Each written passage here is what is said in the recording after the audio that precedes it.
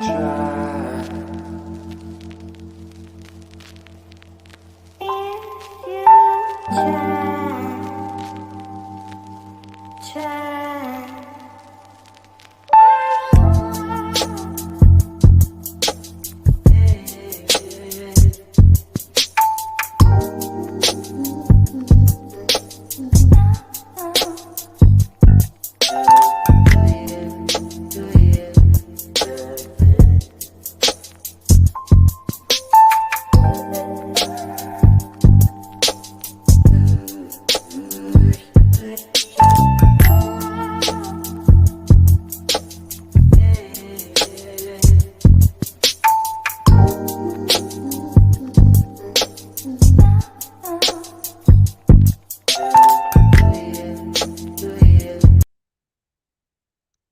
Well, good morning. Good morning. Good morning. Hey, hey, hey, hey. Good morning. Good morning. What up? What up? What up? What up? All of that good stuff. What's up, people? What is up? What is up? What is up? I am here. I am here. And we got a lot to talk about, y'all. Listen, there's so much. I have not been live since last Tuesday with the politics of it all there. And do you know how much has happened in politics since last Tuesday? Okay. So we have much to talk about. So let's get started. Hey Yana, hey Bobo, hey Tanya. Here, hey everybody in the clouds and in the bushes. So let me give you all my snacks of the day. Y'all know there are 2 times a year I look forward to certain snacks, okay? One time of year is Easter because I love peeps. Don't judge me. Judge your mama. Don't judge your mammy. Don't judge me. I love peeps. I don't care that y'all don't like them. I love them. I eat them by the boatloads, by the case. Just buy a whole case of peeps. Anyway, love me some peeps. But then Christmas time comes, and you know what we have during Christmas time? Christmas tree cakes. Oh, Christmas tree cakes. Listen, if y'all remember how crazy I was last year and in 2019 with the Christmas tree cakes, nothing has changed. Nothing has changed. I bought like 3 boxes the other day because I saw them at the grocery store for the first time. So I said, let me just buy 3 quick boxes. That was like Saturday night. It's Monday morning. I'm down to my last box, y'all. I'm down to the last box. Hey, Red Lipstick Club. Hey, podcast. Hey, Jason. Hey, Tanya. So this is going to help regulate our sugar so as to, because y'all know there's a lot of sugar spikes to be had today. So we'll try to regulate our sugar today. I'm just gonna go ahead and take one out now. Just to get myself ready. Hey Tracy, you got some peppermint pretzel? Or oh wait, did you get the kind that I got? Tracy, the kind that I showed y'all, the same company that makes the pretzel chips. Did you get that kind? I gotta go buy some more of those too. So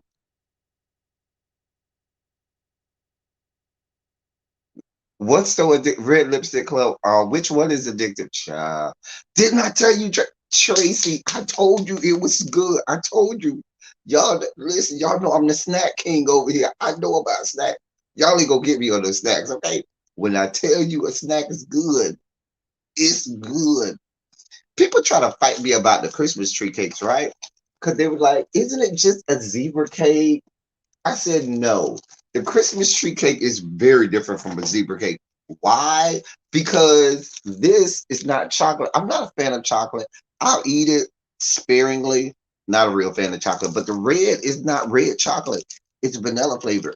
It's vanilla inside. And then the piece de resistance, the thing that makes the Christmas tree cake so much better than the other cakes similar to it is the little sugar crystals, the little green sugar little crystals on it, that just sets it off. It's the green little sugar crystals on it that none of the other ones have. This is the goat of all cakes like it. Don't compare this to a zebra cake. Are you serious? Crazy. Lord. Yeah, the little sugar sprinkles that are on it. Try and give it a listen. They don't understand. But Tracy, I tried to tell you about um those pretzel chips with the white chocolate and peppermint. Now, like I said, I know they have one with dark chocolate. I know they have the pretzel chip with dark chocolate and the peppermint. I haven't tried that because I'm not a dark chocolate fan. So I don't know if I'm gonna try that. But y'all can try to let me know. Um, listen, Red Lipstick Club. Listen, don't get me started. Woo.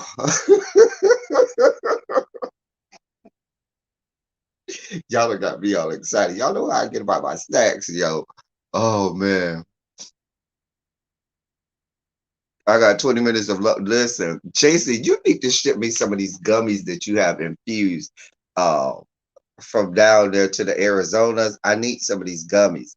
You know, Tanya's daughter, shouts out to Tanya, her daughter, they keep me pretty good over here with snacks and lemonades. But I with like they have nice little pastries um and like brownies and shouts out to Tanya and her daughter. She has the whole website.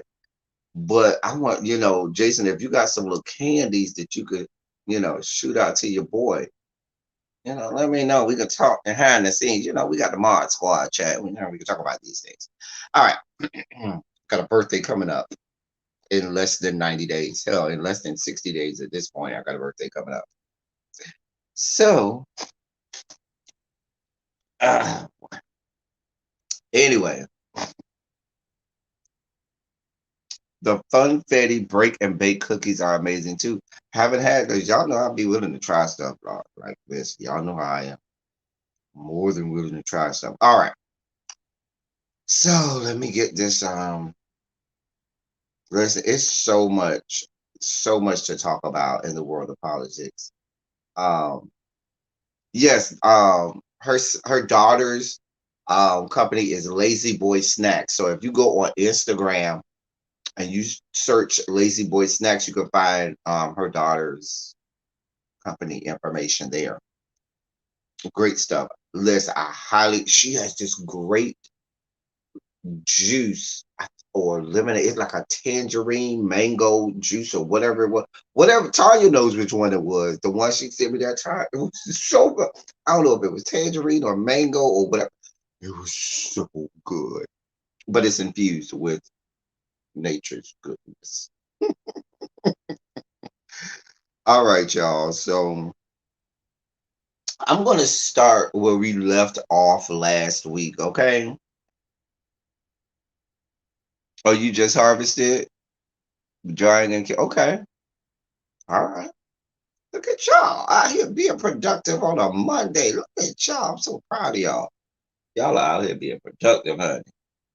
I see y'all. Nobody can accuse my subscribers of not being productive. I mean, you're my subscribers, of course. I'm productive, so you're productive. But anyway, if for some reason you see me frantically quickly get off this live because I got something to do, it's nothing's wrong. I'm supposed to have a conference call at some point before I go to work. If they can squeeze it in, I don't know if that's going to happen, but we'll see what we could do.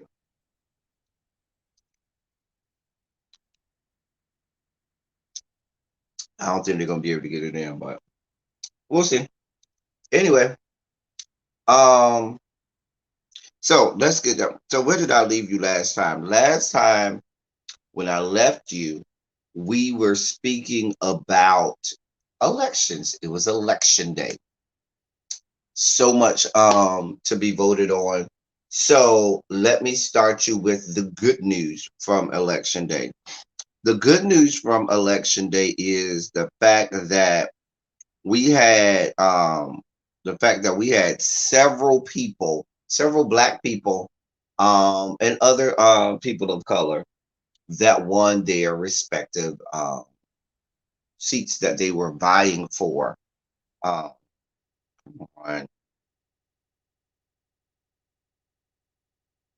all right. So here are some updates. We got Ed Gainey in the city of Pittsburgh. He becomes their first black mayor ever. Shouts out to him. Um, we have Eric Adams, who did win New York City mayor, and y'all know that's a very coveted position. But he did win and become the second black man to ever be, the second black person to ever be elected as mayor of the city of New York. You have Tyrone Garner, who will become the first black mayor of Kansas City, Kansas. Tyrone Garner. So he's another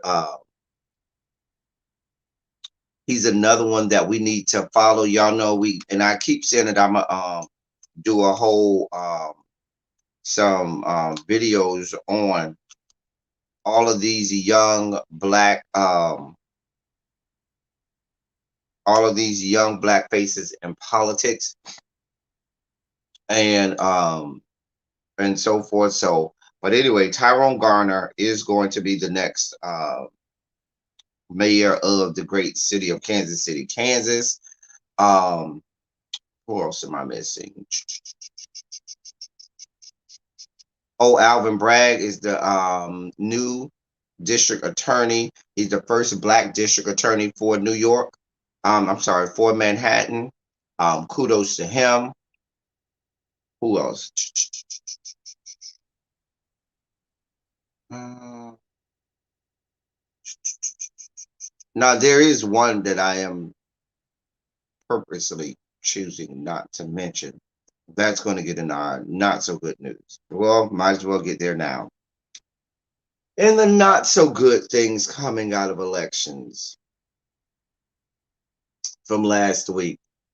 We know that we talked on this platform about that question 2 on the ballot in Minneapolis, Minnesota. It did not pass.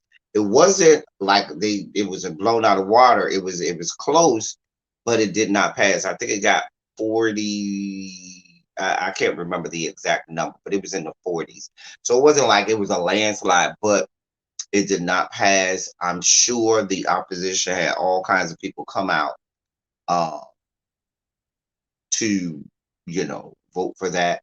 Police unions did everything in their power to, thwart that effort.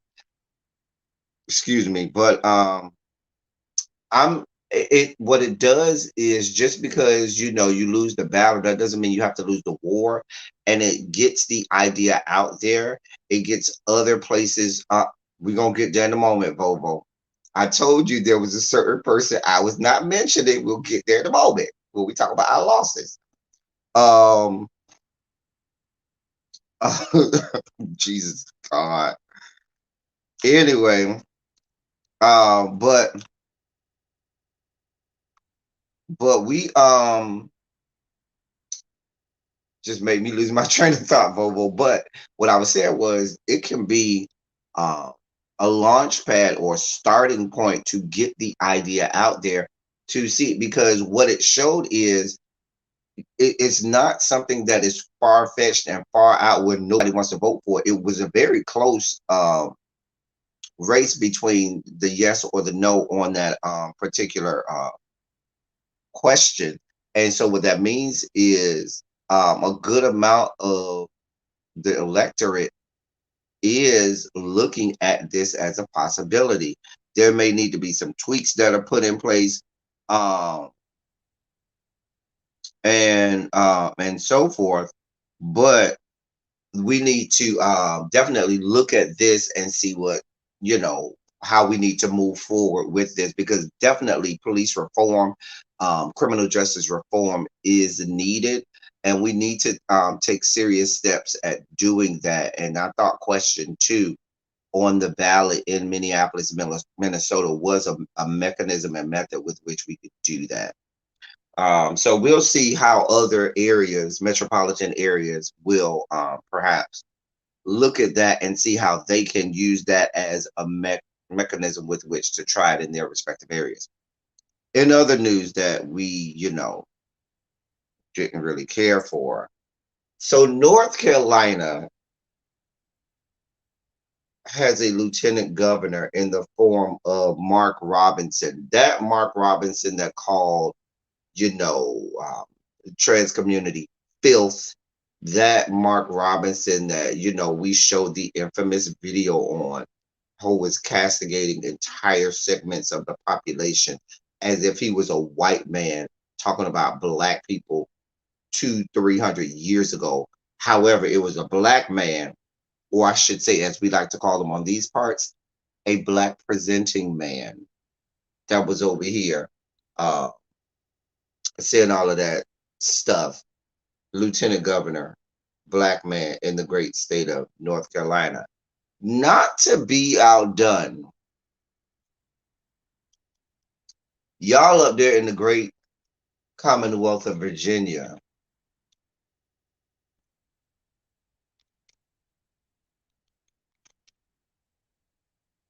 decided y'all needed to have y'all a black lieutenant governor too, in the form of Miss Winsome Sears. She won and becomes, I believe, uh, she's the first black lieutenant governor in Virginia, black female, I should say, lieutenant governor in Virginia, if I'm not mistaken, um, and so forth. Hey, Raphael. So I was watching one of my favorite shows, okay, The Readout with Joy Reid, last week, Thursday.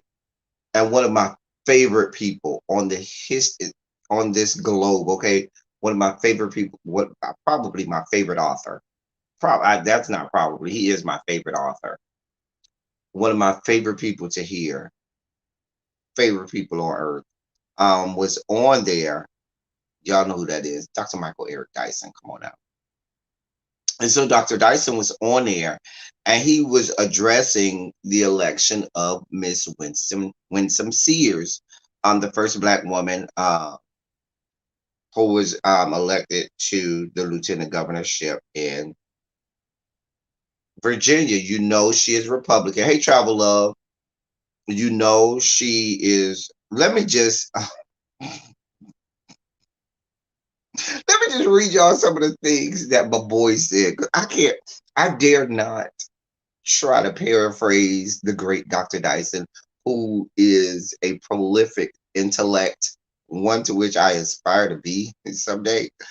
But here's what he says. He says, the two choices voters had in Virginia were a black woman who shares my daughter's name and Jamaican heritage, and an Afro-Latina who is part Lebanese.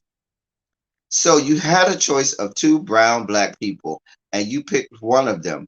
Do you get credit? Do you get special credit? It's like I had ice cream or cake as two options, but I want credit for lowering my calorie count because I picked ice cream.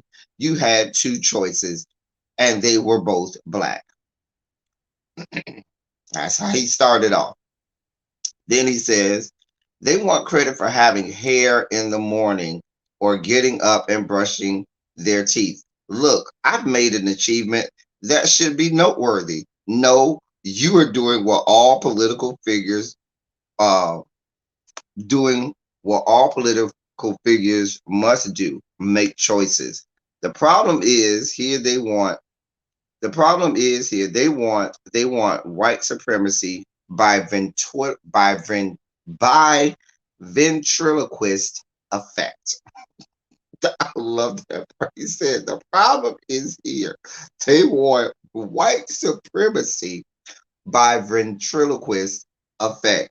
I'm not gonna do this. I'm just gonna let y'all hear. Let me play the audio. Hold on, because nothing's gonna make y'all feel it. Because you got to feel Dr. Dyson. Dr. Dyson is a whole feel. Let me let y'all hear my boy. Doctor. The problem is here they want white supremacy by ventriloquist effect. There is a black mouth moving, but a white idea through the running on the runway of the tongue of a figure who justifies and legitimates the white supremacist practices. We know that we can internalize in our own minds, in our own subconscious, and our own bodies, the very principles that are undoing us. So to have a black face speaking in behalf of a white supremacist legacy is nothing new. And it is to the chagrin of those of us who study race that the white folk on the other side and the right wingers on the other side don't understand this is politics 101 and this is race, not even 101. What's beneath 101? It's the pre-K of race. You should understand the fact that if you tell black people, look, I support a Negro, look, there is a person of color that I am in favor of, and that person of color happens to undermine and undercut and subvert the very principles about which we are concerned, you do yourself no service by pointing to them as an example of your racial progressivism. I told you I can't quite, drum it up like Dr. Dyson because he's the GOAT. He is the man. That's the man. That's the man. That's Dr. Dyson. Ooh. Few people can even be in the same arena as Dr. Dyson. Remember when him and Cornel West had their whole thing, and I still say he eviscerated Cornel West. Oh my God, they were writing beautiful essays. I was reading their essays, dictionary and thesaurus right to the side. But reading their essays, like, oh my God, this is so. Listen, go back 2 years ago when they had it out. Great commentary. Anyway, he put it best when he said, you got somebody who is speaking all of the white supremacist ideologies. You have someone who's doing all of the legwork for white people, but it's coming out of a black mouth, and they expect us as black people to be stupid enough to say, oh, I'm just going to vote for this person because they're black. None of this is the person that's causing proliferating the oppression of black people. We know this goes back to the history of when we first came over here. White men always have used black figures to get us to kowtow, step and fetch, be oppressed, stay submissive, and all of that stuff. Always.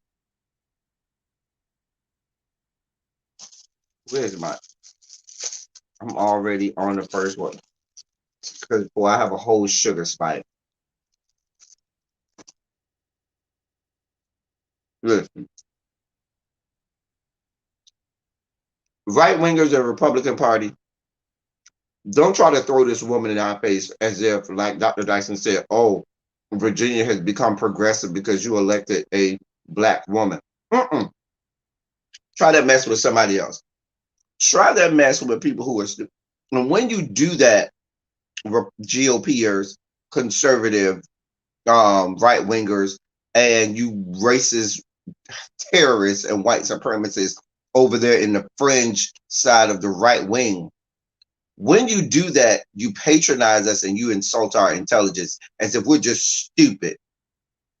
I'm just going to put it out there, and I don't care. I don't give a shit that you elected this lady because she doesn't give a shit about us and our best interest. So why should I give a shit about her? She's not looking out for the black community. She's not here for our best interest. Let's just be clear. She is okaying and spewing and just green lighting all of the venom, racist, white supremacist ideologies that Glenn Youngkin is over there screaming out over there in Virginia. And the thing about it is, see, I'm gonna get to the Democrats later because they done pissed me off last week anyway. I'm gonna have a whole meltdown off those people over there. But my point is this: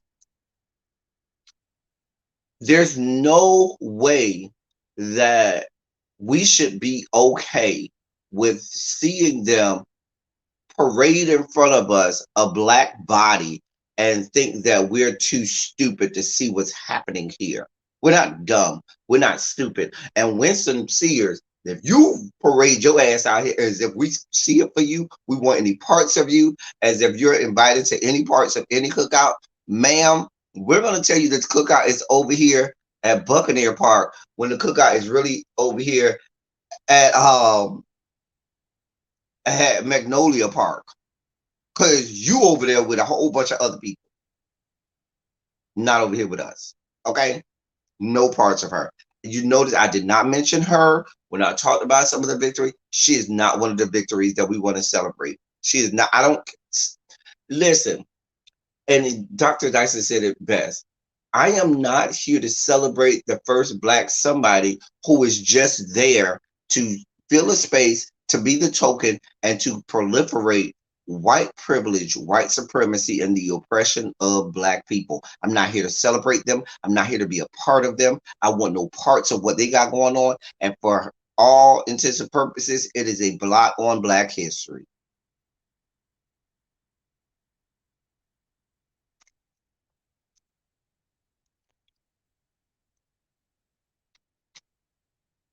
It goes with what they've done to us all the time. They want to give us garbage and crumbs and expect us to be okay with it and expect us to make gourmet meals out of it. Now, please be clear, the history of Black people, soul food, and all of the stuff that we live by and love so much comes from that. The fact that we did get to scratch the crumbs and garbage that they wouldn't eat, and we turned it into gourmet meals.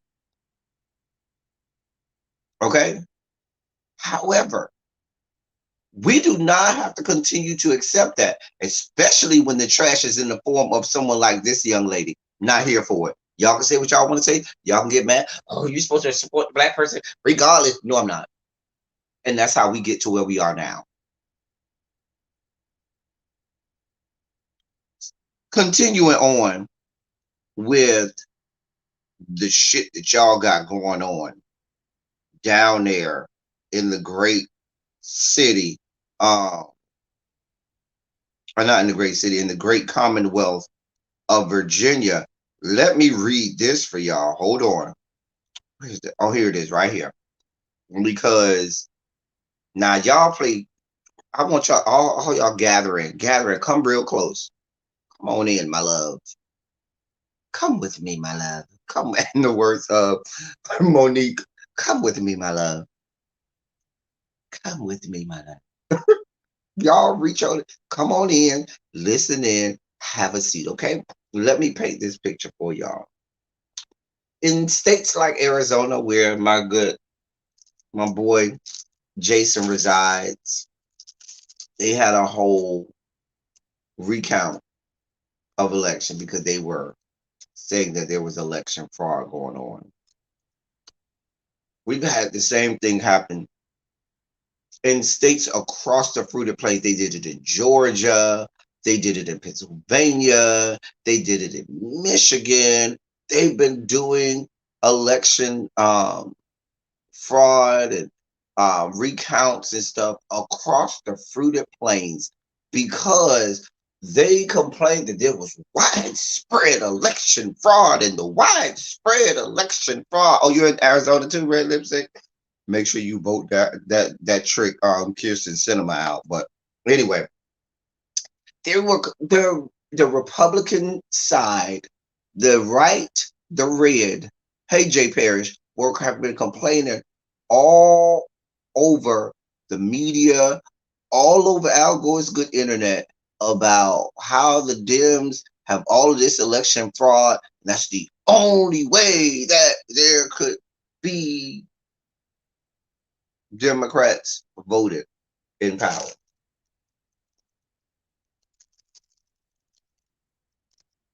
Y'all see I'm having some sugar, right? Because they do everything right. Because they would never be in an election fraud scandal. Let me read this for you.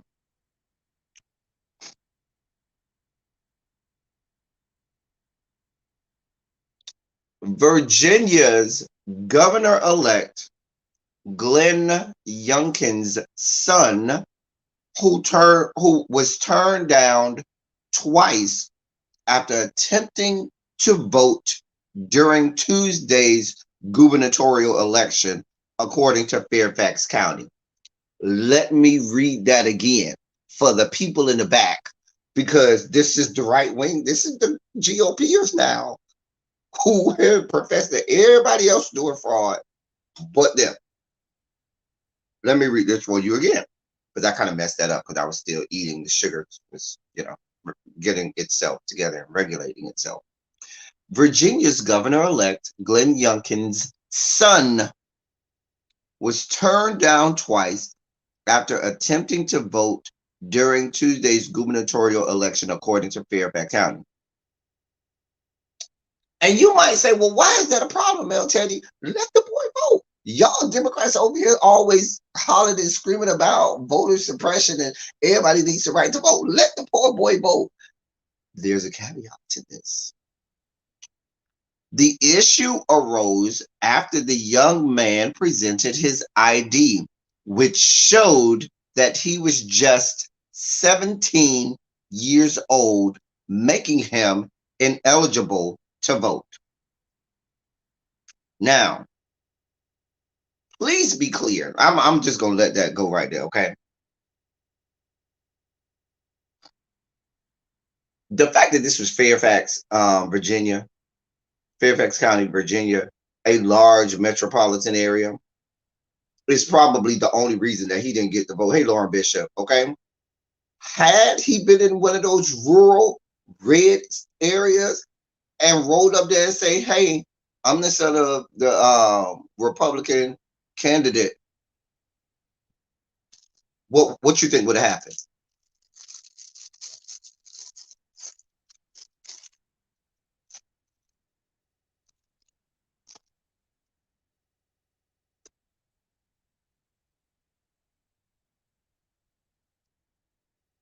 What? But y'all out here proliferating the big lie, telling anybody within earshot how the Dems are the ones trying to have fraudulent elections. But y'all got the governor-elect, the guy, the Republican candidate who won, the same white supremacist, racist ass candidate who won, his son, who knows he can't vote, knows he has no right even rolling up there to try to vote. Roll up there to try and vote. Not once, but twice. But y'all want to scream to us about election fraud.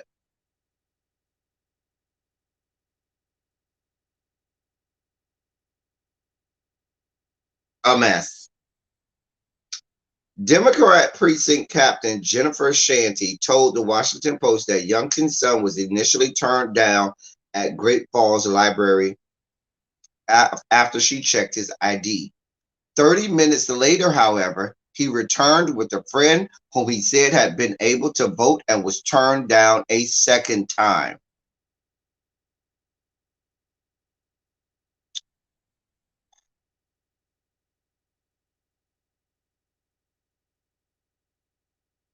Now,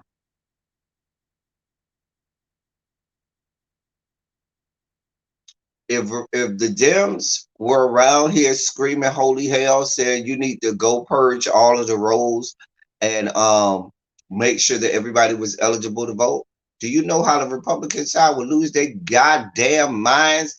But we have receipts, we have real evidence that y'all had possible voter fraud being attempted not once but twice, in the form of the freaking son of the guy who's on the ballot.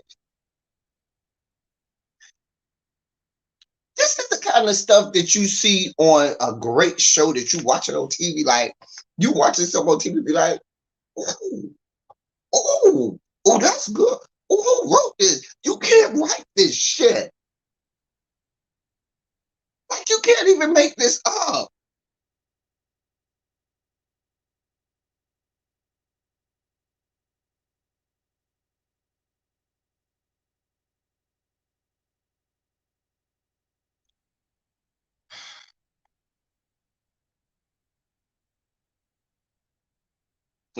I believe in Volvo. See, Volvo is in that area. Volvo knows all about it. All about it.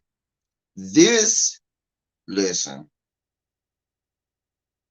Now here's the thing. Wait, it gets better. It gets better because we know in these yet to be United States of America. I'm not. I am from what I know now. I don't profess to be the expert in civics, but I know enough about civics, a good amount about civics and what uh, you know it entails. I'm not sure of a state that allows you to vote underneath the age of 18. I just saying. That's how I check. Got to be 18 to vote. You learned that in like your seventh grade civics class. Even if you learned in your seventh grade civics class, somewhere around 11th grade, some states ninth, some states 11th grade, you take a U.S. history class. Might take a government class in 12th grade or whatever. You know you can't vote at 17. Stop playing with us, okay?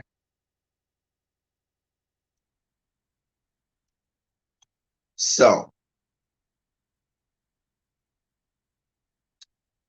it goes on to say in this article, the Fairfax County General Registrar Scott O. Konopasek said that the young man didn't violate any election rules. The man did not vote. He made no false statements. He did not disrupt voting. Based upon information available to me now, it appears that he committed no election offense as defined in Chapter 10 of the Election Code.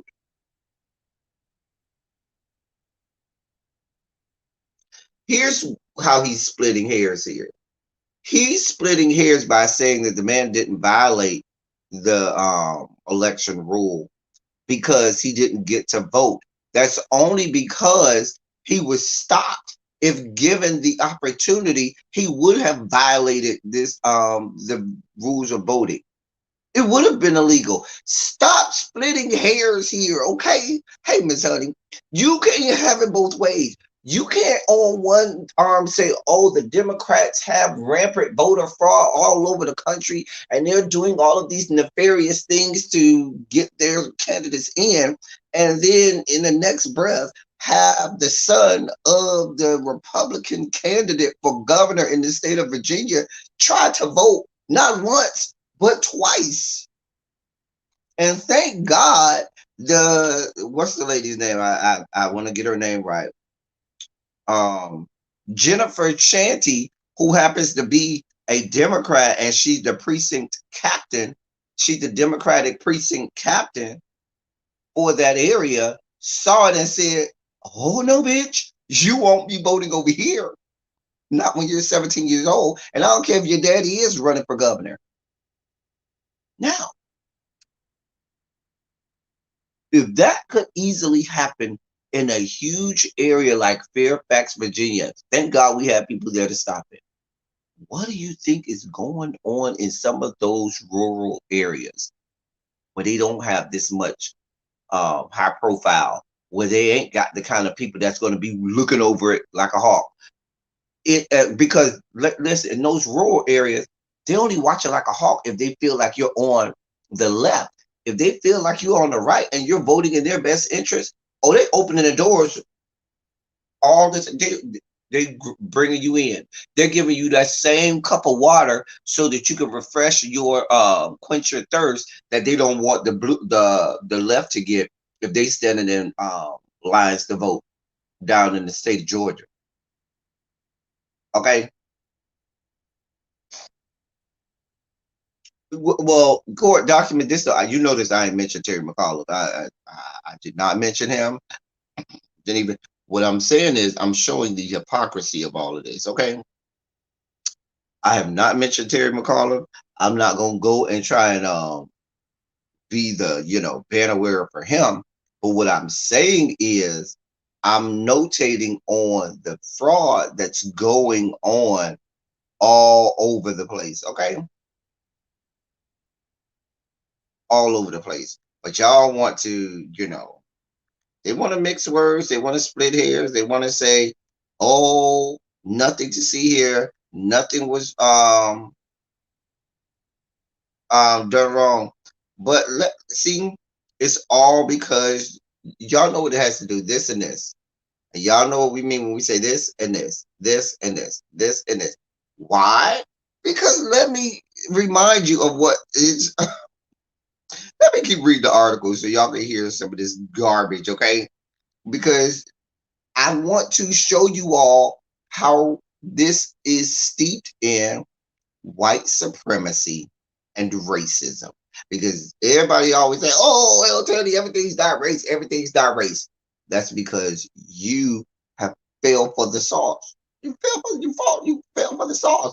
You believe the people who want to keep proliferating that it's not about race, which helps them keep their white supremacy. As long as they can keep your eyes off the prize, as long as they can make you feel like, oh, we're not racist. Oh, this has nothing to do with race. Why is everything a race car? Why do you always have to bring that up? Hello, because you keep using it. How, you say, El Teddy? Let me read this for you. Let me keep reading. A spokesperson for Youngkin, Devin O'Malley, said the young man misunderstood the laws but did nothing wrong. He's quoted by saying, "It's unfortunate that while Glenn attempts to unite the Commonwealth around his positive message of better schools, safer streets, a lower cost of living, and more jobs, his political opponents, mad that they suffered historic losses this year, are pitching opposition research on a 17-year-old kid who honestly misunderstood Virginia election law and simply asked polling officials if he was eligible to vote. When informed he was not, he went to school." End quote. And that is a lie. Because we found out that he came his ass there 30 minutes later trying to vote again.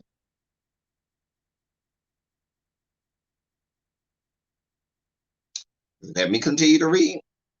And this is where I'm going to help you understand how this is wrong, okay? When previously pressed about whether he would sign legislation restricting voting rights, Youngkin said that he wanted to ensure trust in the election process. Okay. Remember, he made elections a focal point of his campaign. Now, Youngkin has in tweets applauded Governor Hot Wheels and what they got going on in the great state of Texas. This is where I'm going with this. So, in one breath, you're applauding and celebrating Governor Hot Wheels over in Texas and what they're doing with voting in Texas. And he liked a tweet where it was first reported about Crystal Mason, who was a black woman in Texas who got 5 years in prison for casting a ballot on supervised release when she didn't realize she was ineligible and the vote wasn't even counted. So Crystal Mason, she was on supervised release, okay, and went to go cast her vote, didn't realize that she was ineligible. The vote precinct people did not tell her she was ineligible. When they later found out, her vote was not counted and was cast out, but they still gave her 5 years. 5 whole years in jail. I'm sorry, prison, excuse me.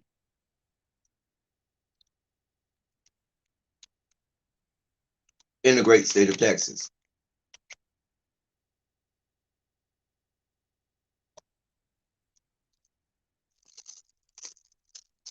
I'm just over here having some sugar. Y'all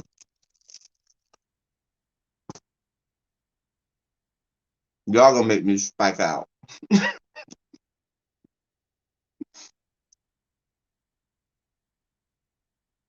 gonna have a whole sugar spike right. I'm just gonna melt down and explode in confetti and sugar and Skittles all over the place.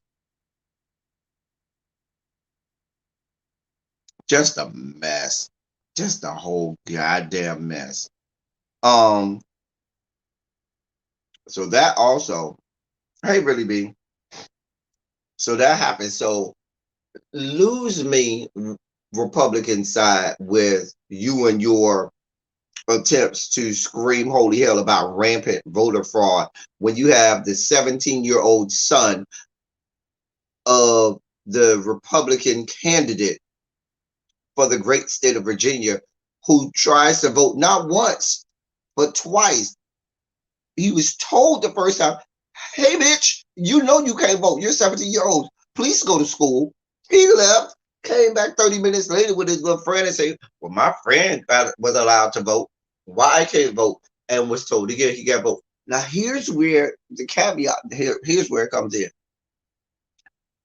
I shudder to believe that Glenn Youngkin's son would have brought the friend there if the friend wasn't in the same category as he was, meaning that friend was not 17 or younger and was allowed to vote. Anybody checking into that? I'm just saying, because if he brought the friend and the friend and said, oh, well, my friend was allowed to vote, why wasn't I allowed to vote? And they ceremoniously turned him away again and said, hey, bitch, you got to be 18 to vote. I just wonder, and that goes back to what I said to you all earlier. Who knows what's going on in these other precincts where they're not as closely monitored? Now, I don't want to be the conspiracy theorist person, but we have documented proof here that this little 17-year-old boy, who is the son of Glenn Youngkin, tried to vote not once, but twice. I'm just saying. I'm just saying.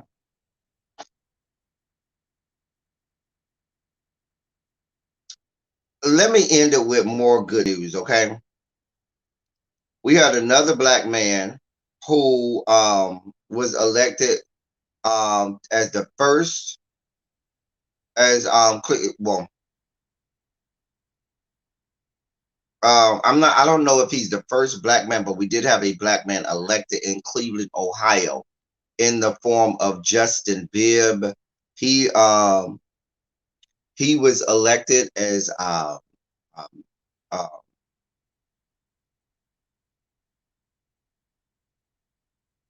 excuse me. Let me read this to you, okay?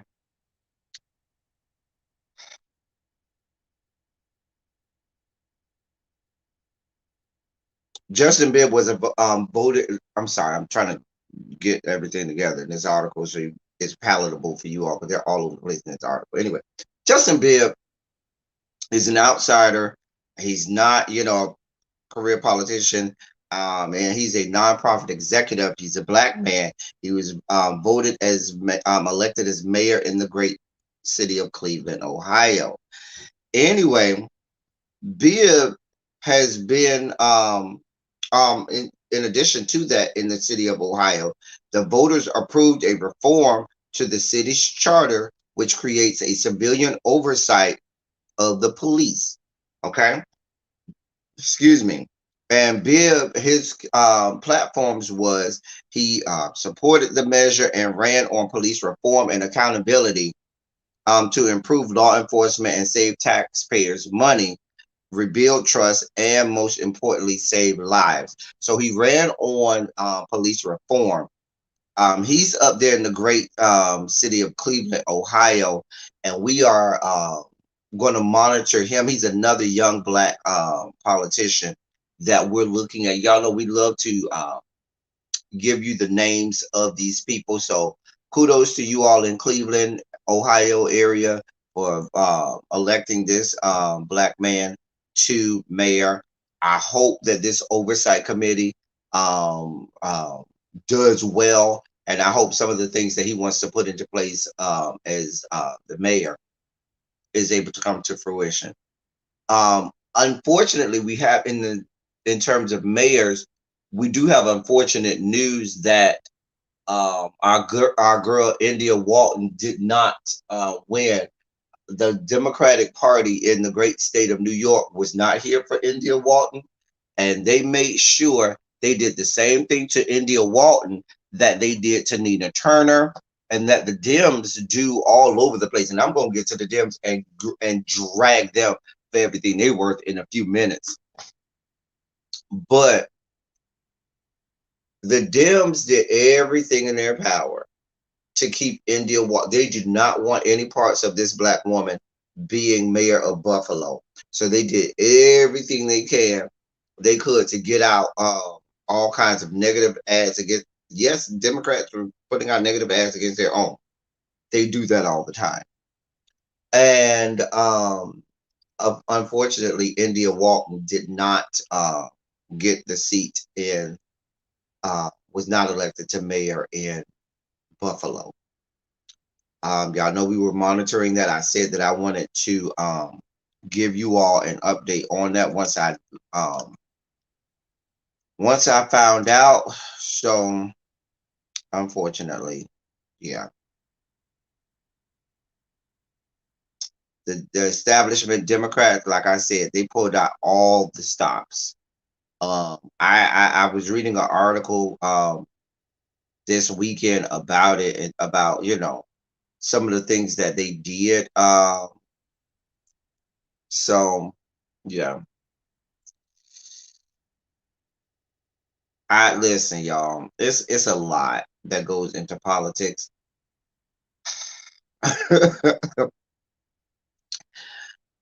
So yeah. I will say they had the highest voter turnout for a mayoral election, and according to what I read, since 2005. So anyway, that is what it is. Our girl didn't win. We're gonna keep it moving. I don't want to be gloom and doom before I have this good sugar spike.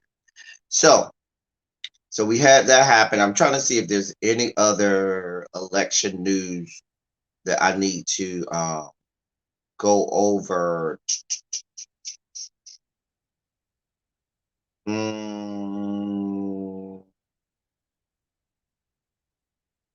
Oh,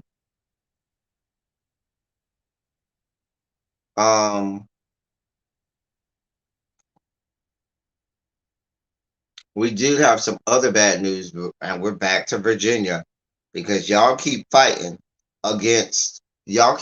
with North Carolina, Florida, and Texas to become a part of the Holy Trinity.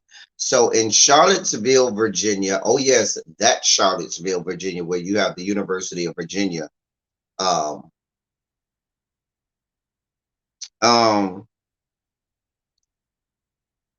I can't. I don't want to butcher this woman's name, but Nakuya Walker, the first black woman elected mayor of Charlottesville, has resigned because she could not stand the white supremacy. This comes after the city manager fired Dr. Rashal Brackney, Charlottesville's first black female police chief, who sought transformative change and radical equity within the police ranks. And so that was something that happened over this election cycle. Those people down there in that area, can you please keep me updated on some of this stuff? If y'all, I know Vovo's in that area. I know Really B is in the DMV area. And I know Charlottesville is a little bit away, but y'all will probably hear about what's going on there before the rest of before it hits national news. We got a problem going on in Virginia, and it's not just Charlottesville, but it's permeating all of the other metropolitan areas, as you can see, especially in the suburbs down to Virginia. Now, here's the problem. Here's my takeaways and my commentary from this election, okay? And this is my Democratic commentary and so forth.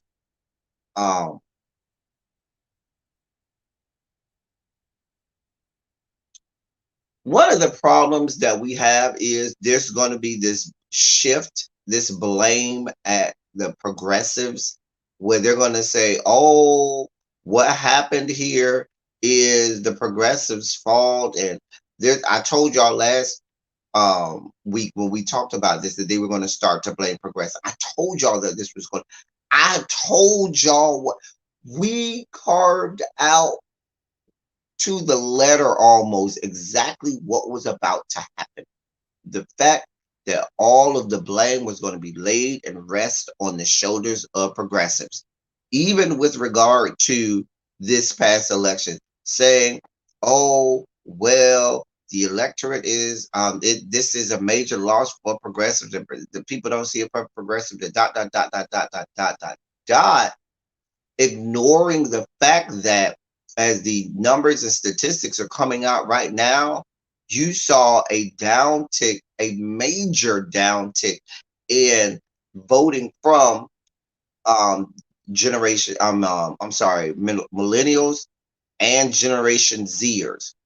The millennials and Generation Zers, meaning younger millennials, I should say, and Generation Zers just stayed out of this election because first of all, there was already the propaganda. There was already the drumming up of support for establishment Democrats, those centrist Democrats. The Democratic Party did everything in their power to push the narrative and push the agenda, and even the major media outlets did everything they can to sell to you that, oh, the country's more center, oh, the country's not leaning progressive. Dot dot dot dot dot dot dot dot dot. Only using the numbers of people who voted to make that cry. The problem is when you've alienated the progressive base so much, and when you've made the progressive base basically say, "Oh, well, we don't want no parts of you. We don't see it for you. We're not here for you. Please shut up and go sit down somewhere." What ends up happening is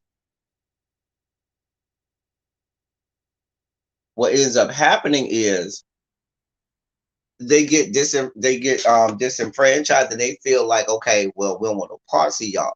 But here's where that's going to turn into a problem for the Dems. The problem is centrist Dems. If you don't see the writings on the wall, you are not going to win any more major elections. You are not going to get any more major legislation passed, because let's be clear, the infrastructure bill is not major. They're going to tout it as major legislation, but I'll get there in a second. Unless you're not going to have transformative legislation passed, unless you have progressives that you have on board. The country is becoming more polarized. We're not the same United States of America that this was in the 80s and 90s. The country, instead of coming together, has split apart. You got the right wingers way out here. They don't want no parts of the left. And you got the progressives way out here on the left, and they don't want no parts of the right. And the problem is you got old establishment Dems, because Republicans saw the writings on the wall and they said, "No, we're going to drift more so to this far right." Whereas the stupid ass Dems decide, "Oh, we just going to stay here in the middle because we think that's where we're going to get the most of our votes." Not knowing, you stupid ass dick fucks, that your base is leaning more toward the progressive side, and you're ignoring them and you're alienating them. And then what ends up happening is they say, "Well, screw you, I'm not going to vote for you anyway." You've done that to black people decades and decades now, Democratic Party. So much so that you are probably going to have a reckoning with the young black electorate. There's a cross intersectionality of the young black voters as well as the progressive voters. There's a large part of the young black electorate that is progressive. Okay. And so you stand to lose the black votes if you ignore the progressives. You certainly are going to lose the progressive votes and so forth. And you over here, and let's be clear, and I'm not going to blame this on all white women, because let's just be clear. But white women have to bear the brunt of a lot of what's going on too, because white women are way too wishy-washy, and too many politicians rest how they feel and where they move on white women's tears. the strongest and most powerful weapons in all of the annals of humankind. White woman tears have been the beck and call to white supremacy. White women tears have caused whole empires to crumble. And what's happening is you have candidates who are going to bend to the whims of white women. And what that means is the Democratic Party, in their attempt to solicit the white women's vote, have ignored a lot of progressives, have ignored the black people completely. Okay? And what happens is now you see that they don't have no loyalty. White women don't give a shit about you all. They don't have no loyalty to anybody. They will go anyway the wind blows. Anyway, who's buying me dinner tonight? I'm going over there. Who's baking my back out tonight? I'm going over there. Who's going to, pay me attention to that? They go anyway the wind blows. When it was time for them to go for Trump, they went for Trump. When they felt like it was a little too much, I don't like all of that, then they went for the Dems a little bit. But now they're back over here to the... Why are y'all wasting that much time and energy on soliciting the vote of white women who have told you over and over and over and over again they ain't loyal to nobody? But you want to rest the blame on progressives. When the Progressive Party is out here doing the good work, fighting the good fight for people who have not had a voice for a long time. I was here for all parts of Cori Bush and other members of Ilhan Omar, Rashida Tlaib, all of the AOC, all of them who said, hey, I'm not voting on this infrastructure bill. Because what happened is this infrastructure bill, let's just be clear, is a way to put money in the hands of more white men and more white conglomerates across the country. That's why you had so many Republicans that came on board and made it bipartisan. The Republicans have not been bipartisan on a single thing all this year at all. But magically, when we have this big infrastructure bill, now we got Republicans coming over. Republicans didn't even want any parts of not a single Republican even wanted anything to do with the voting rights, the John Lewis voting rights bill. Not the Lisa Murkowski's, not the Susan Collins, not the Mitt Romney's, none of them. But y'all want to tell me that y'all want bipartisan. They're not trying to be bipartisan. I told you the Republican Party has already said we're going way more right. It's the stupid ass Dems that keep trying to be centrist, and it's not going to work. So you went along with them to pass this infrastructure bill, which is going to do nothing but put more money, because you already know who's going to get these contracts. It's the major corporations that are headed by white men, mainly, who are going to get billions upon billions of dollars and continue to load their coffers with the monies on the backs of poor people all over this country, whose tax dollars are going to go to it. And a lot of it is going to go not to any of these minority-owned companies, okay? And then to add insult to injury, they're going to try to hire a whole lot of black and brown and minority people and pay them pennies on a dollar. Now y'all going to try and pay them $9 an hour to be doing damn near slave labor.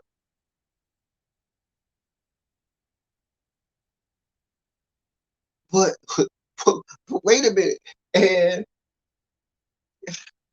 that's why I told y'all Companion Jaya Paul should not Representative Jaya Paul should not be the head of the Progressive Caucus, because she bended way too easily. Because now that you put this on President Biden's desk, he signed it and everything, they're going with that. Child, Tabitha, we done had whole sugar spikes already. Hey, what's good, Tabitha? Now that you bent to Manchin, Kirsten Sinema, and these Republicans, let's be clear. The infrastructure bill is really a Republican-based bill with Democratic clothing on it. Let's be clear. It's a Republican bill with Democratic clothing on it, because that's why so many of the Republicans came over. You think they want any Kirsten Sinema and Joe Manchin want any parts of Build Back Better plan? Watch how long it take that. If it even gets passed, I would be very surprised if it even gets passed in its current iteration. And mind you, even its current iteration has been washed down and dummied down and chipped away and chipped away and chipped away until there's nothing left of it.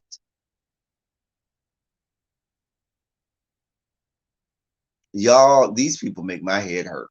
These people make my head hurt. Do you hear me?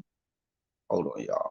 Just check. I just got a notification and I need to make sure. Okay. Just wanted to make sure that wasn't something else.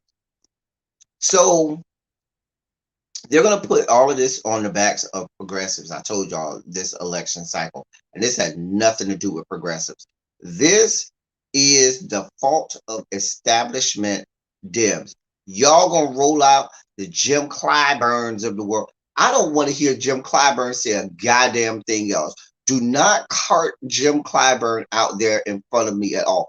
The moment the Dems put Jim Clyburn out there because they're going to want him to be the voice of all of the black people and he's going to speak for us, is the moment I'm turning off my television screen. Because I'm not here. Jim Clyburn, thank you for what you did years ago, but it's time for term limits need to be put in place.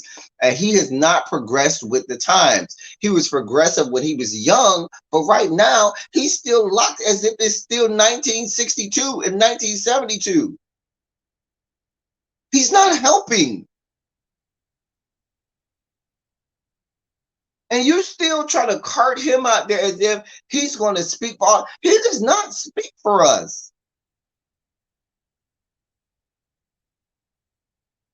And then you got the Biden administration that continues to neglect black people across the country. But then every time we get, oh, here comes Jim Clyburn, he going to tell you black people what to do and keep y'all in line and tell y'all how to vote. What? No, that's not how any of this works.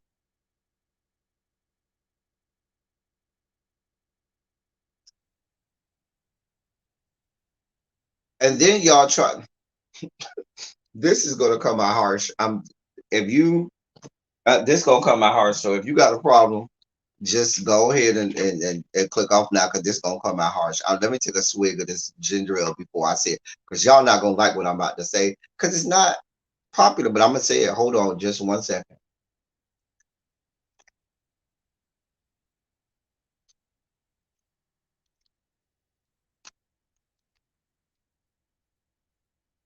Let me get my next Christmas tree cake ready for this sugar spike that I might have.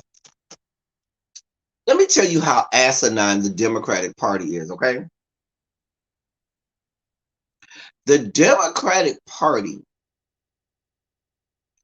put someone as head of the DNC, and I don't care if he is black, who lost. Let me say again, okay? They put someone as head of the DNC who lost. Jamie Harrison did not win. Sure, they're going to say, oh, he came closer than anybody else at, winning that seat as a Democrat in South Carolina against Lindsey Graham. He lost. And he lost during an election cycle where you had historic numbers come out in the Democratic Party. Historic numbers of black people come out. He lost. And instead of regrouping and saying, well, let me put some people out there that I know, know how to win, have the blueprint, can make it happen, they said, no, we're going to patronize black people like they patronized us by putting Kamala Harris up there. Because, see, I'm just going to say some stuff that y'all not going to like, and I don't give a shit. See how they patronized us by putting Kamala Harris up there? They say, oh, we're going to give the black people what they want because we ain't going to give them no real transformative legislation. We ain't gonna give them no voter rights act. We ain't gonna give them no police reform. We ain't gonna give them no criminal justice reform. We're gonna give them none of that. But we will appease them and patronize them. We'll get them a vice president. She ain't gonna do nothing. We just gonna throw her out there every now and again just so she can be a face. Then, hey, B.R. Burns, they say, oh, let's just, cushion it a little more. We'll make Jamie Harrison the head of the DNC because he's supported by Jim Clyburn, because Jim Clyburn was preaching Jamie Harrison and was backing Jamie Harrison to the nth degree. And I'm at the volition at this point, and at the point at this point, anybody who Jim Clyburn is touting, I want no parts of at this point. But they put Jamie Harrison as head of the DNC. He didn't even win his own local election. I'm like, what? What are you? This is what y'all got going on. This is what y'all have going on. But then they want to fight the Cori Bushes of the world and the Ilhan Omars of the world and the Rashida Tlaibs of the world and tell them that they are the problem. When what they're saying is, we didn't come to Congress to go over here and just accept crumbs, because that's the same thing y'all been giving us the whole time. We're not going to sit here and just say, oh, Master, we just going to be happy with these little bitty crumbs that y'all want to give us, and we're going to go back to our constituents and tell them to be happy with the crumbs. No, they are saying, fuck you and your crumbs. We ain't coming for the crumbs. We came for the whole loaf of bread. Just like you give everybody else a goddamn loaf of bread, we want a whole goddamn loaf of bread like everybody else. And we're not going to shut up about it either. We're not going to shut up and just, stay in line.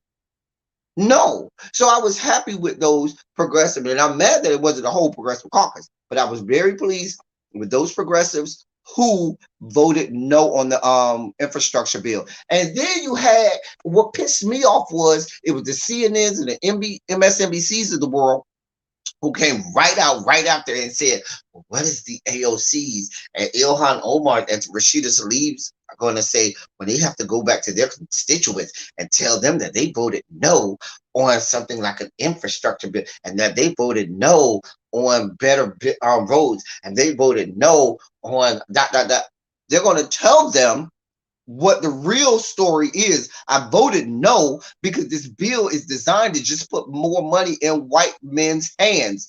I voted no because this bill is designed to have you still working at $9 an hour in, sweltering heat under slave labor, and they still not even considering $15 an hour. I voted no because they're not going to put any of the most points of Build Back Better Act into real legislation. That's not going to see the light of day, not in its current form. Now, are they going to probably get it out? Sure. But when they get it out, it's going to be a shell of its former self.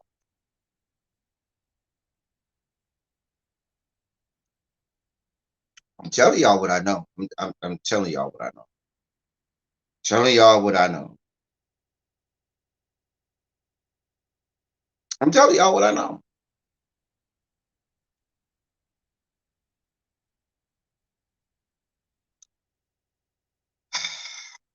Listen. Anytime you hear at this point mainstream media or anybody telling you, oh, the progressives fault, what that is that is the money that the establishment Democratic of the Democrat Party has paid and is continuing to pay the media and certain other people to do their bidding.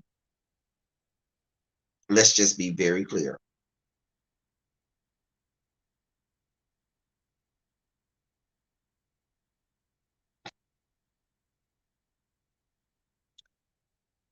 Let me just throw some good news in here so I'm not all spiking out and stuff like that.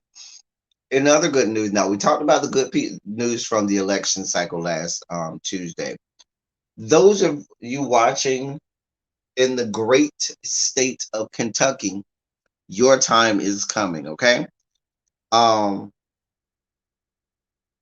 Charles Booker, a former Kentucky state representative and now a Democratic U.S. Senate candidate running to unseat Republican incumbent Rand Paul, shed light um, on the persistence of poverty in the bluegrass state and made the case for why Kentucky needs a new deal to curb runaway inequality and create a society that works for the many, not just for the wealthy.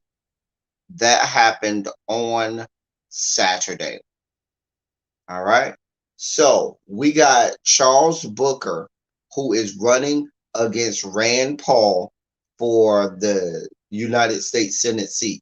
Y'all got an opportunity out there in Kentucky. Y'all have an opportunity in the great state of Kentucky.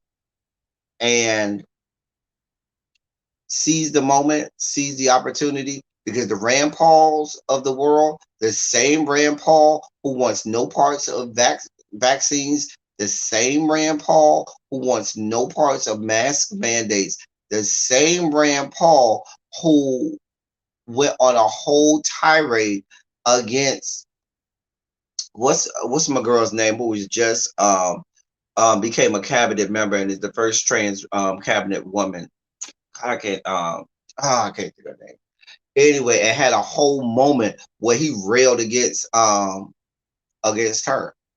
That Rand Paul.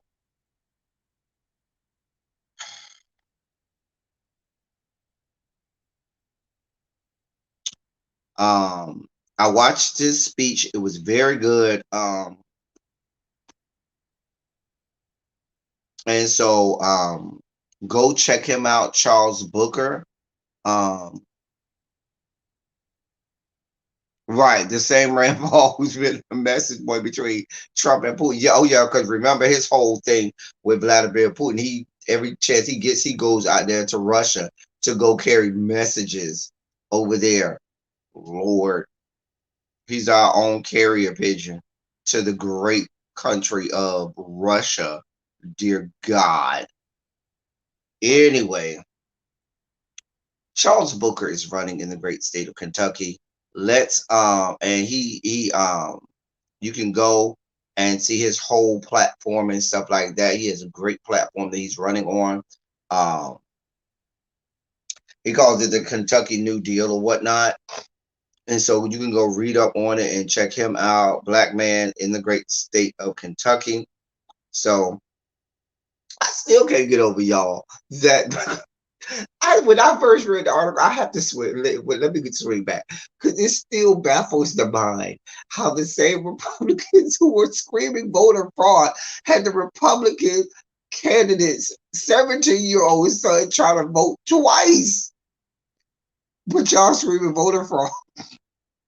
Then the spokesperson came out and lied and said, "Oh, he didn't know, and once he was told he couldn't vote, he went back to school." No, he didn't. He came back a second time to vote twice. To try to vote twice. Oh dear God, this is what y'all got going on. I can't with y'all. Woo. Now,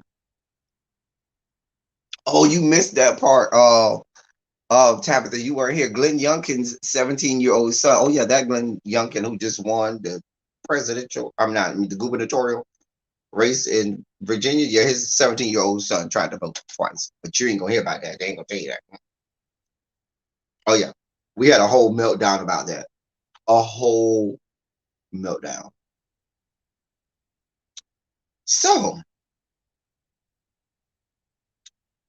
we have an upcoming we have an upcoming midterm election next year. A lot of GOPers are trying to run. Okay. So oh yeah. I'll see you when I have when I get off. I'll send you the article when I get off Tabitha. Yeah, I'll see you the article. I got you, girl. I send it to you. Yes, child. Yes. So All right, so y'all hold your horses, hold your seats. Okay, we got some stuff to report as we get into this next election cycle for midterm elections. Okay, so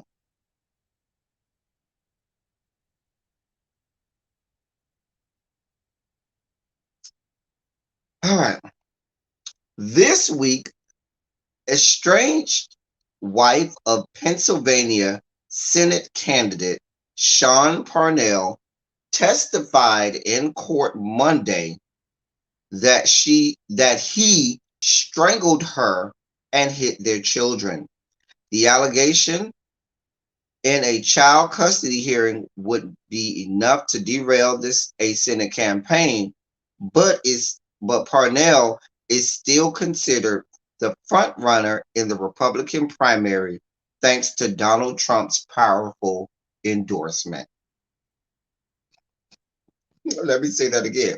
Because Donald Trump out here endorsing everybody in the world. Cheeto Man wants anybody that will, spread his white supremacy and white privilege that will proliferate that. So let me read this for you again.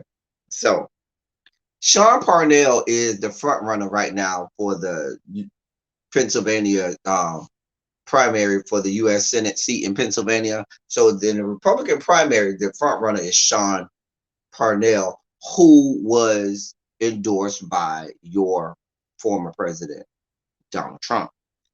He's in child custody court. And in child custody court, his estranged wife testified that he strangled her and hit their children. I'm sure he'll still be the front runner because that's what they like over there. That's what they like over there.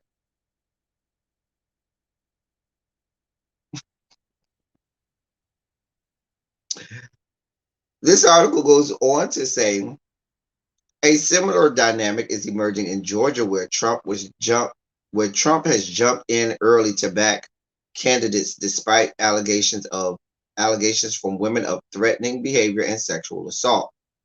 Remember, Donald Trump ran, on allegations of sexual assault. Some Senate Republicans privately worry that the controversies could hurt their party's chances of picking up seats in key states and may even offset what they otherwise expect will be a favorable political environment next year.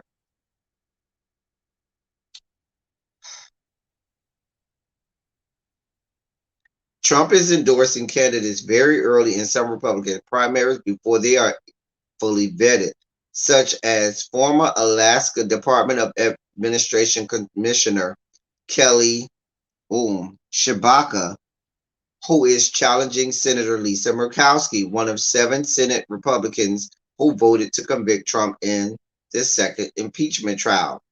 Shortly after Trump endorsed Tshibaka in June, it emerged that Alaska wildlife troopers were investigating whether she illegally obtained a resident sport fishing license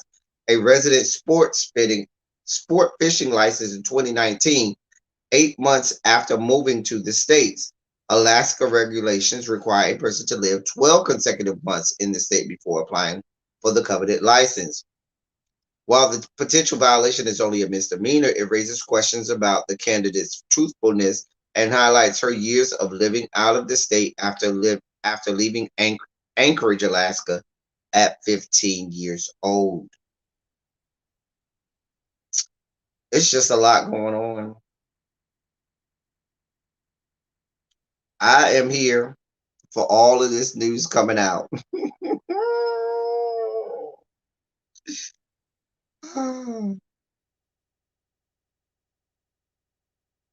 All right.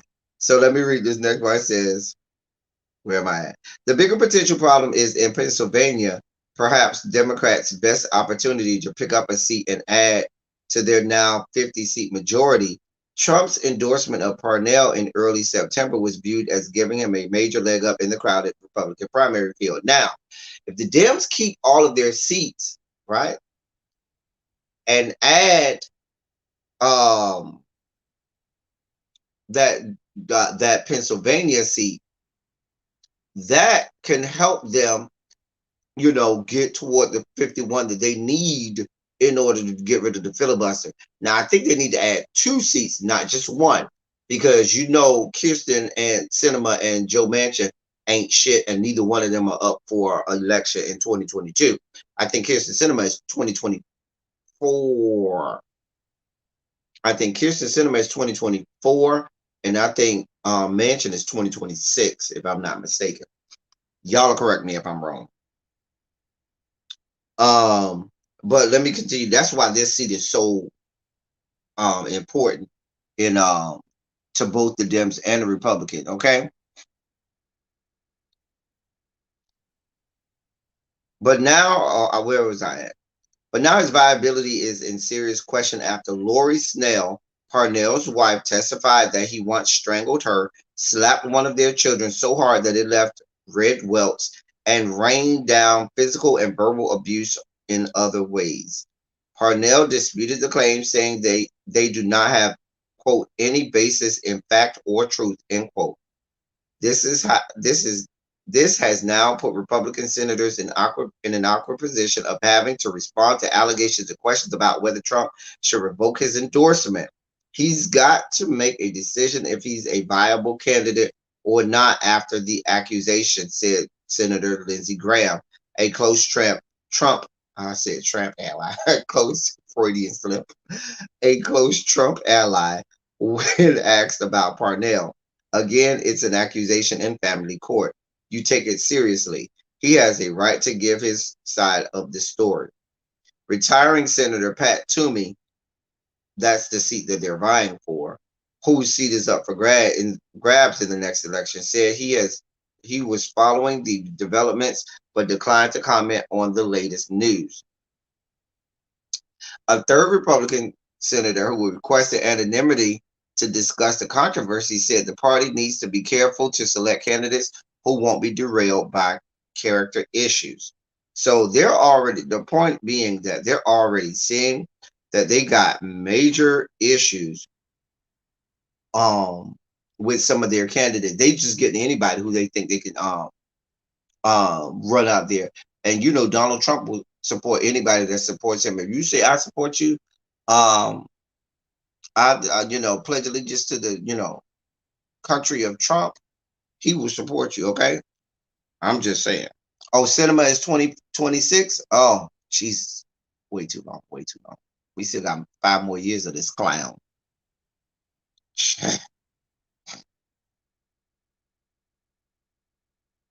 Anyway, so that's what they got going on in the Republican Party. There are some other seats that we're looking at where there might be a way for the Dems to gain a seat or two. But the Dems gonna piss on themselves anyway. They're gonna find a way to piss on themselves and not get anything done. Red Lipstick says she's 2024, Jason. I don't know. Anyway, I just wanted to read that to y'all. If you're in the great state of Pennsylvania, please, please, please make sure you got a chance. So that's 2 seats right there. That's the Rand Paul seat that's coming up in Kentucky that can be flipped. That's also, and Breonna Taylor was also in the state of Kentucky. So black people, we got a reason to vote out there in the great state of Kentucky. With everything that's going on there. So we got the Rand Paul seat. We also have Senator Toomer's seat in Pennsylvania that we're looking at trying to pick up a seat or 2.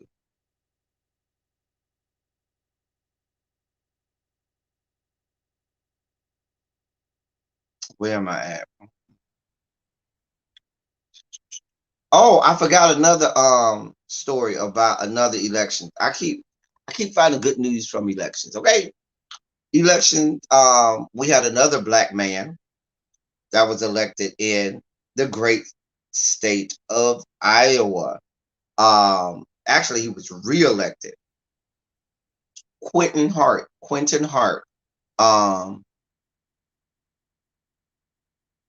Okay. Quentin Hart won his 4th reelection and the city council is now majority black for the first time in history. This is in Waterloo, Iowa. Okay. So they have a black mayor in Waterloo, Iowa, and now their city council is majority black in Waterloo, Iowa. Who would have thought that? Come on, black people up in Iowa, Waterloo. I'm here for it. So they say he celebrated his re-election on Tuesday by dancing with supporters to "This Is How We Do It" by Montel Jordan. I know that's right. When you black and you win an election, you roll up out this bitch with "This is how we do it." This is how we do it, bitch. Only us black people do it that way, okay? Us black people, that's how we listen. Oh, we won the election. Once you get the call, yes, we just want to inform you that it shows that you did win. Congratulations, you won your you were on the re-election. Bro was probably back there, had a cognac in his hand, drinking his drink like this. Had his drink. He got on the phone, took a sip. Hey dog, go ahead and play that Montel Jordan. I'll be out there in a second. Next thing you know, you hear, "This is how we do it." And he went out there crip walking too. "This is how we do it." Oh, I ain't mad at it. Do what you do, black people. Okay. Black people gonna be great at whatever we do. I don't care what it is. We gonna be great. So shouts out to Waterloo, Iowa. I did not know that there was even that many black people in Waterloo, Iowa. But shouts out to him. He defeated and now this is the important part. He defeated a pro-police opponent. He ran. They were trying to oust him because he's another one of those people who's about police reform and so forth. And he ran against someone who is a pro-police opponent. Here's let me get a little deeper in this story. His name is Quentin Hart. Last summer, critics used a video of him lip syncing that song and called him a quote wannabe rapper to discredit his campaign. That happened, of course, in Waterloo, Iowa. So his opponent was running campaigns and stuff where he was because all black men, you know the words to "This Is How We Do It" by Montel Jordan. If you black, you know this word. Certainly, if you black and of a certain age, you know every word to "This Is How We Do It." And so he was lip syncing to it, and they put out campaign ads, to I guess drum up support from the white base, calling him a wannabe rapper in their campaign ad when he was. And so he said, "Oh, that's what we doing. So I'm gonna come out to that song when I win my re-election. How you like me now, bitch? I'm here for it. I'm here for all of it. I am here for all of it. All of it." This is Hart's fourth term in office since winning an election as the city's first black mayor in 2015. The 2021 election also made history in the city of Waterloo with the formation of the first majority black city council in a town where less than 17% of the population is black. Wow. Black candidates Rob Nichols, John Childs, and Neil Wilder have now joined the council, making 4 out of 7 city members black. And they only make up 17% of the population. I'm here for y'all need to go listen. Y'all need to go and see what they're doing down there to Waterloo, Iowa. Y'all need to go take. These are the people who y'all need to go take up. Because listen, it's not like they're running in a town where it's like Atlanta, where it's majority black. They're running in a town that is only 17% black. And whatever they're doing, whatever platforms they're using, whatever engagement they're doing with the constituents, somebody need to go out there and see what they got going on. Somebody needs to go out there and see what they got going on in Waterloo, Iowa, because clearly they're doing something right.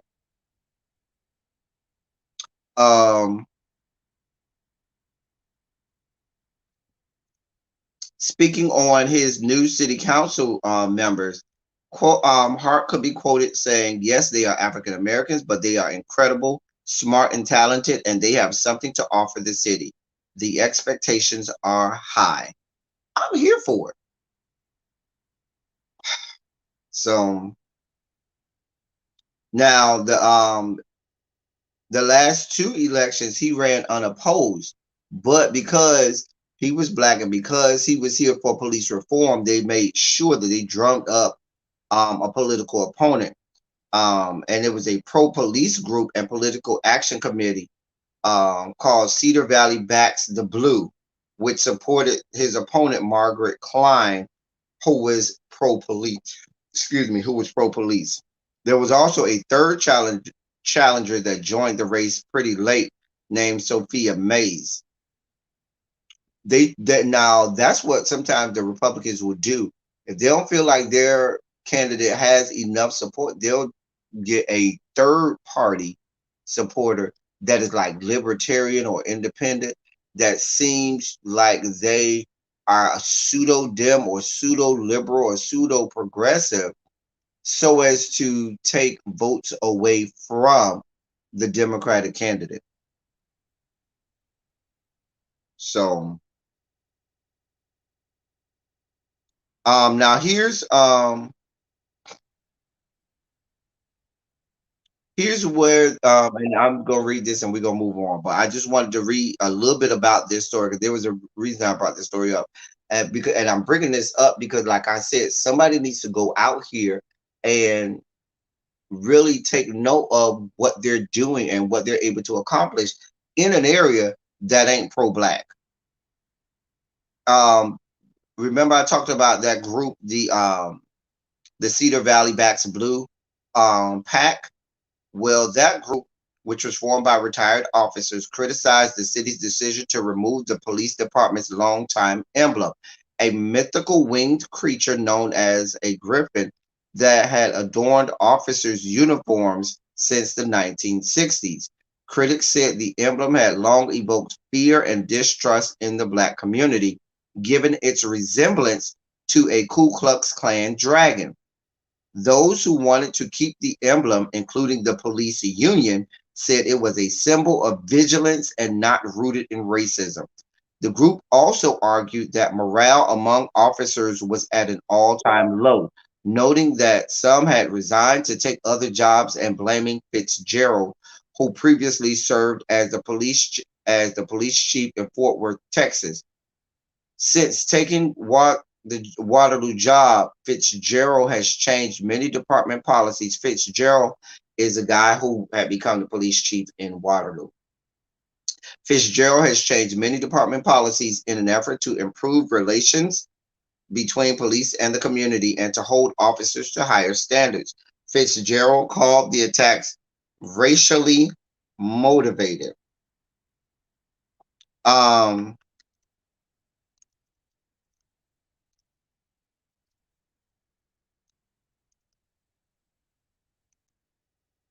Hold on, y'all. I want to get the right name.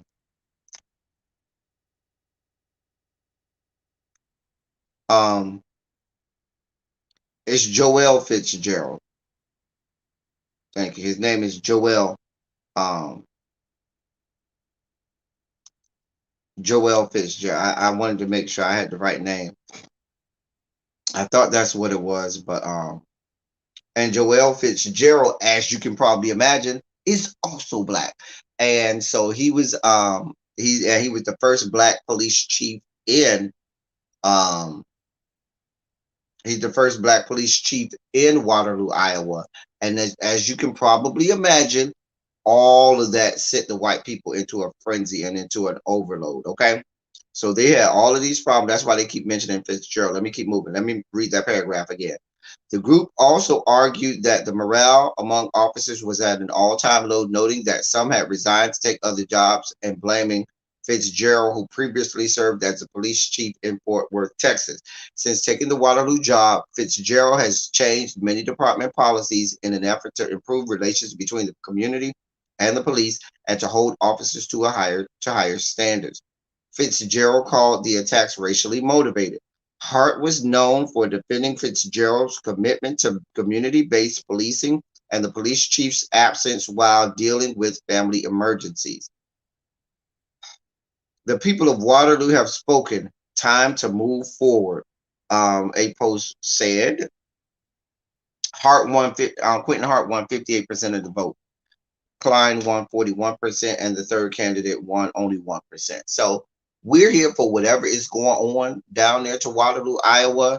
They got a black police chief, they got a black mayor, they got majority on the black council, but they are only 17% black.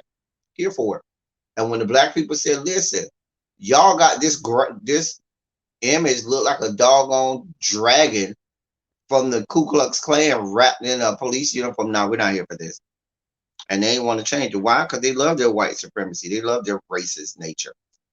That's Quentin Hart. We are here for it. We celebrate. Y'all know we're around these parts. We celebrate young, gifted black people in politics. Quentin Hart. Somebody needs to go out there and look and see what they're doing out there in Waterloo. The Dems, go out there and see what they're doing. These are people that's winning. People that's winning.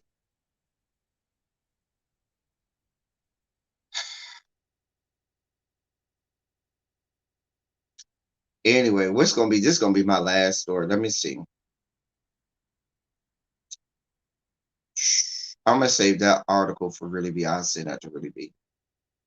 I was gonna do an article about how the Republican Party tried to do everything in their power to flip a whole lot of school boards more conservative Republican, and it didn't quite go so well. We'll save that for Teacher Project 2.0.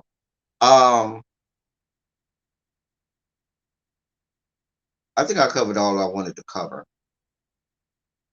I'm not going to speak on a lot of these trials that are going on right now. I want to wait and see. I don't feel well about the Ahmaud Arbery. I don't feel good about that at all. Not at all. Nothing gives me a good feeling about that, and I just believe that's going to end up being the same old, same old. So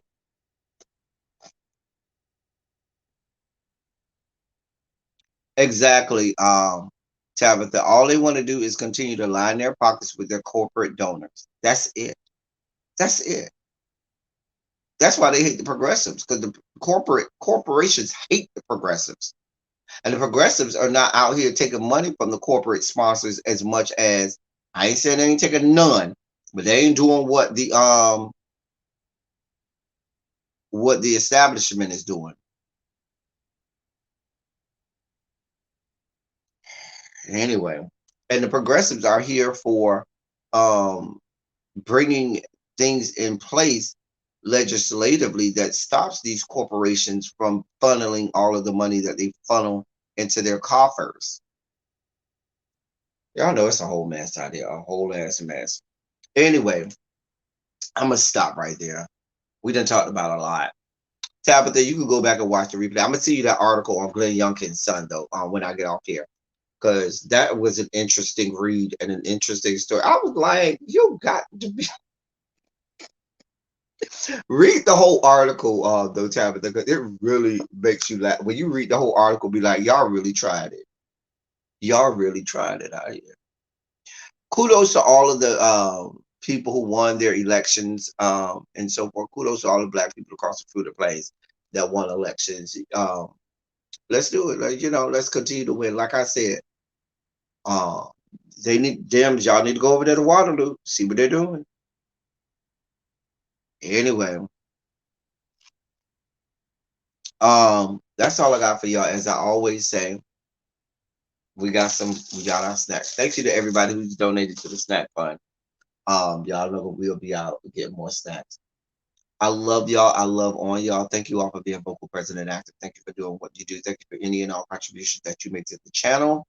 It is much obliged and much appreciated. I'm so grateful for you all being here with me. That is all I got for y'all. Shondo's around the building. Shondo's in it throughout the chat. Until next time, thank y'all for coming. Y'all drive safely. I'm out.